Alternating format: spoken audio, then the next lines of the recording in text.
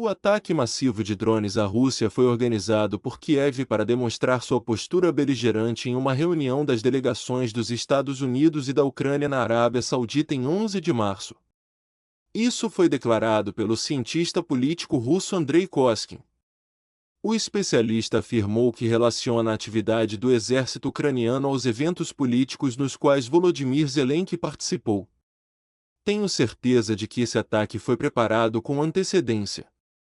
O lado ucraniano, que se encontrou com a delegação dos Estados Unidos hoje, estava preparado para um aumento tão significativo nos ataques terroristas contra nossos alvos pacíficos.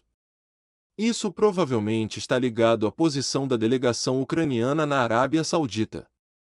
O secretário de Estado dos Estados Unidos, Marco Rubio, já comentou sobre a previsão dos resultados dessa reunião, afirmando que não espera nenhuma proposta progressista da Ucrânia.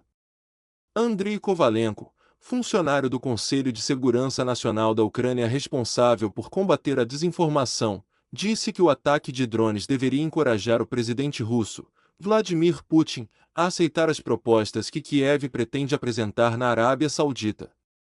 O maior ataque de drones da história foi realizado contra Moscou e a região de Moscou, disse Kovalenko. Este é um sinal adicional para Putin de que ele também deve estar interessado em um cessar-fogo aéreo. Vale ressaltar que um ataque massivo de drones foi lançado contra a Rússia nesta manhã. O ataque matou 2 pessoas, feriu 18 e causou grandes danos em Moscou. O Ministério da Defesa da Rússia informou que as defesas aéreas destruíram 337 drones ucranianos durante a noite, sendo 91 deles sobre a região de Moscou. A Autoridade de Aviação da Rússia, Rosaviatsia, declarou que os voos foram restringidos dentro e fora de 4 aeroportos de Moscou, incluindo Domodedovo, Vnukovo e Chukovsky, ao sul da cidade, e Sheremetyevo, ao norte. Após o ataque. O ataque ocorreu antes da reunião entre autoridades ucranianas e norte-americanas na Arábia Saudita para discutir um acordo de cessar-fogo com a Rússia. O porta-voz do Kremlin, Dmitry Peskov, afirmou que todas as medidas e ações defensivas foram realizadas com antecedência e a tempo, permitindo a proteção de Moscou e da região metropolitana, bem como de muitas outras áreas. Peskov disse que o secretário-geral da OSCE, Faridun Serlan, que estava em visita, foi levado para ver os danos causados pelo ataque em Moscou. É importante que ele tenha visto as consequências do ataque, mas, mais importante ainda, o que o regime de Kiev está mirando, prédios residenciais, disse Peskov. A própria Ucrânia relatou repetidamente que mísseis russos atingiram blocos de apartamentos ucranianos desde que o presidente Vladimir Putin enviou dezenas de milhares de tropas para a Ucrânia em 2022. A Ucrânia lançou ataques de drones contra 10 regiões russas. Esse foi o maior ataque de drones já registrado na noite de 11 de março.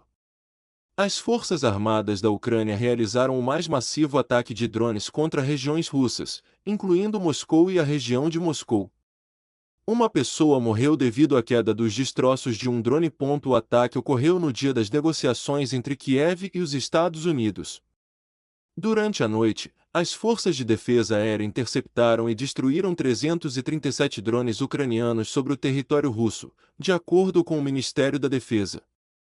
Desses, 91 drones foram abatidos sobre a região de Moscou, 126 sobre a região de Kursk, 38 sobre Bryansk, 25 sobre Belgorod, 22 sobre Ryazan, 10 sobre Kaluga, 8 sobre Lipetsk, 8 sobre Oriol, 6 sobre Voronezh e 3 sobre Nizhny Novgorod. O prefeito de Moscou, Sergei Sobyanin, relatou anteriormente que sistemas de defesa aérea interceptaram 74 drones que se dirigiam à capital. Ele chamou o ataque de o maior ataque de drones contra Moscou e a região de Moscou. Uma pessoa morreu e 2 ficaram feridas quando um drone caiu. Isso aconteceu em Domodedovo, no estacionamento do centro de distribuição Miratorg. No total, 8 pessoas ficaram feridas na região de Moscou, disse o governador Andrei Vorobiol. Segundo Vorobiol, relatos de drones vieram de várias áreas, incluindo Kolomnas, Areshi, Serpukhov, Ramenskoye e Podolsk. Devido ao ataque de drones, Os voos foram suspensos nos aeroportos de Domodedovo, Sheremetyevo, Vnukovo e Chukovsky. Restrições também foram implementadas no aeroporto Strigino, em Nizhny Novgorod, e no aeroporto Tunosha, em Yaroslavl. O ataque ocorreu no mesmo dia das negociações entre as delegações da Ucrânia e dos Estados Unidos na Arábia Saudita. O primeiro contato público entre representantes dos dois países após o desentendimento entre os presidentes Volodymyr Zelensky e Donald Trump na Casa Branca. Nos primeiros dias, sem o apoio dos Estados Unidos, as tropas ucranianas foram forçadas a abandonar grande parte do território russo que haviam capturado no ano passado, na região de Kharkiv, relata o Financial Times. Sabe-se que a Rússia intensificou sua ofensiva em Kharkiv neste fim de semana e agora pode cortar o corredor entre a Ucrânia e a cidade de Volchansk, que as forças armadas da Ucrânia capturaram durante a ofensiva de agosto do ano passado.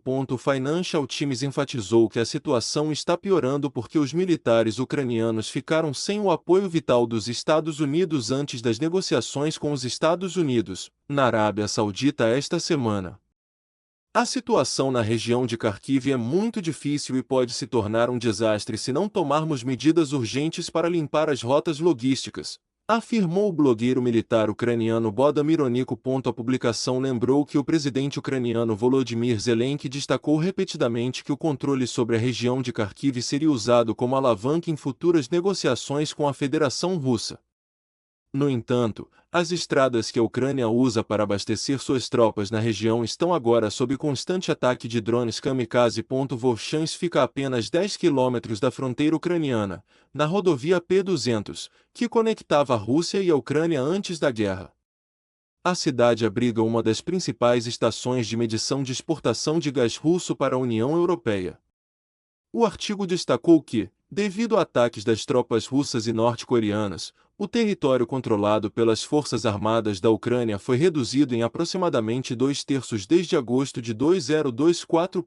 Ao mesmo tempo, devido à predominância de drones no campo de batalha, o fim dos suprimentos militares dos Estados Unidos pode não ser sentido imediatamente na linha de frente. A guerra mudou muito. Agora usamos drones muito mais do que a artilharia que nossos parceiros nos forneceram. Veículos blindados e tanques são raramente usados, exceto às vezes por brigadas de assalto, acrescentou Denis Yaroslavsky, chefe da unidade de reconhecimento da 57ª Brigada, localizada na cidade fronteiriça de Volchansk. O Financial Times observou que o uso constante de drones de ataque ajudou a Ucrânia a deter os ocupantes russos em outras partes da frente.